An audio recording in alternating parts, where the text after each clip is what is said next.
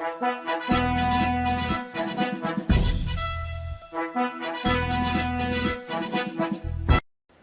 నిజాలు చెప్పే బిఎన్బి టీవీకి స్వాగతం. తెలుగు వారికి ఉగాది శుభాకాంక్షలు. ప్రతి ఏటా సంవత్సరం తారీఖులు మారడం, మాసాలు మారడం సహజం. ఎందుకంటే అధిక రోజులు, ఆదిలు, తిథులు వగైరా వగైరా ఇవన్నీ జరగడం కామన్. గత సంవత్సరం వేరు, ఈ సంవత్సరం క్రోధనామ సంవత్సరం.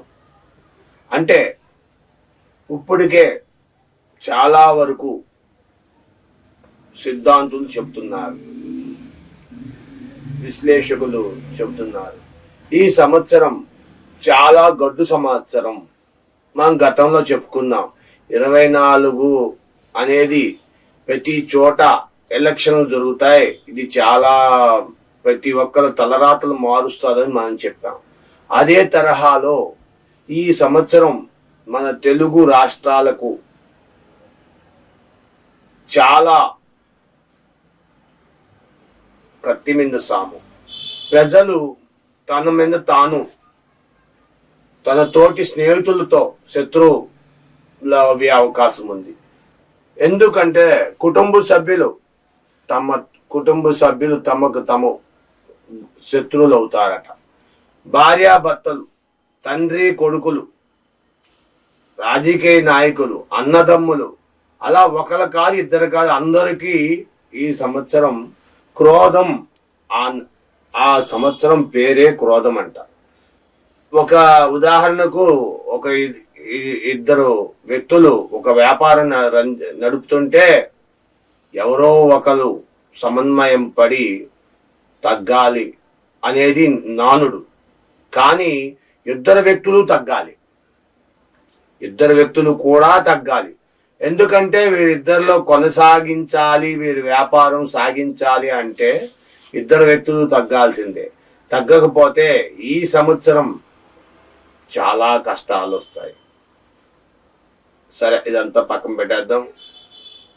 అయితే ఉగాది రోజు ఏం చేస్తారు? మహిళలు ఇళ్ళు గుమ్మాలు శుభ్రం చేసి ఉదయాన్నే లేచి మామిడి తోరణాలు కట్టించి పిల్లలకి కొత్త బట్టలు స్నానం చేయించి కొత్త బట్టలు వేసి నూతనంగా ఏదన్నా ఒక కొత్త పని చేద్దాం అంటూ కొత్త పనికి శ్రీకారం చుట్టాలంటే ఈ రోజు చాలా ప్రత్యేకత. ఉగాది రోజు కొంతమంది కొత్త బళ్ళు కొంటారు, కొంతమంది ఇళ్ళు శంకుస్థాపనలు చేస్తారు, కొంతమంది గృహప్రవేశాలు చేసుకుంటారు. అలా రకరకాలుగా ఈ ఉగాదిని తొలి అమావాస్య అంటారు. దీన్ని అమావాస్యల్లో అన్నిటికంటే ఈ అమావాస్య ప్రత్యేకత. మంచి అమావాస్య అంట. అమావాస్యలు ఏమైనా ఉంటే అమావాస్య రోజు ఏ కార్యక్రమం చేయకూడదు అంటారు. కానీ తమిళియన్స్ ప్రతి అమావాస్యకి పని చేసుకుంటారు, పౌర్ణమికి చేయరు. ఎందుకంటే అమావాస్య చీకటిగా ఉంటుంది, ఆ చీకటిలో నుండి కొంచెం కొంచెం కొంచెం కొంచెం వెలుగు వస్తూ పౌర్ణమికి నాటికి ఫుల్గా వస్తుంది వెలుగు. ఆ వెలుగు కోసం ఏం చేస్తారంటే తమిళియన్స్ ఆ చీకటిలో ప్రారంభించి చిన్నగా ఉన్నప్పుడు అలా పెరుగుతూ ఆ 15 రోజులకి పెద్దగా అవుద్ది, వ్యాపారం కూడా అభివృద్ధి చెందుద్ది, జీవితం అభివృద్ధి చెందుద్ది అని. మన వాళ్ళు ఏంటంటే చీకట్లో వెలిగించడం ఏంటి, చీకట్లో ప్రారంభించడం ఏంటి, వెలుతురు వచ్చినా ప్రారంభిద్దాం, పౌర్ణమి ప్రారంభిద్దాం. పౌర్ణమి అయితే ఫుల్ నిండు చందమామ నిండు నూరేళ్ల బతికిన వ్యక్తిలాగా చక్కగా ఒక రౌండ్ ప్రతిబింబంతో ఎంతో అందంగా ఆహ్లాదకరంగా ఉంటుంది అని చెప్పి ప్రతి ఒక్కరు మన తెలుగు వారు అంటారు. నవ్వుతూ ఉన్న చందమామ నిండు గర్భిణితో ఉన్న స్త్రీలాగా నిండుగా ఉన్న చందమామ ఎంతో అందంగా ఉంటాడు. ఆ వెలుతురు అందరికీ పంచుతాడు, అది చాలా బేష్ అంటారు. కానీ మన తమిళియన్స్ ఒప్పుకోరు దాన్ని. తమిళియన్స్ వాళ్ళు వేరే, వాళ్ళ ఆలోచన వేరు. వాళ్ళు చీకటి నుండి వెలుతురు చూస్తారు. వెలుతురులోకి వెళ్తారు.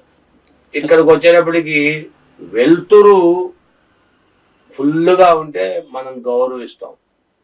మరి అది ప్రత్యేకత ఏమిటంది మీరే గమనించాలి ఆ తేడాని. అయితే పొద్దున్నే లేచి చక్కగా గుళ్ళకెళ్ళి ప్రసాదాలు నలుగురికి పంచుకొని, దానికే మన తెలుగులో ఒక సామెత కూడా ఉంది, ఉంటే ఉగాది లేకపోతే శివరాత్రి అన్నారు. ఎవరు ఉన్న పరిస్థితుల్లో వాళ్లకున్నంత మేరకు ఏంటంటే ప్రసాదాలు అవి ఇవి రకరకాలు. కొంతమంది అయితే మరి ఇంకో 4 అడుగులు ముందుకేసి మజ్జిగ పానకాలు రోడ్ల మీద పానకం పంచుతారు. శ్రీరామనవమికి పంచుతారు జనరల్ గా. కానీ ఎండాకాలం కదా, గొంతు ఎండిపోద్దని మజ్జిగలు పంచేవాళ్ళు, అదే పానకాలు పంచుతారు. అన్ని రకరకాలుగా ఎవరి అభిప్రాయం వారిది. ఏంటంటే దీంతో వాళ్ళకి ఆ కలియుగ దైవం చల్లగా చూస్తాది అని నమ్మకం. Thank you for watching our channel. దయచేసి సబ్స్క్రైబ్ చేయండి, లైక్ చేయండి, షేర్ చేయండి. Thank you.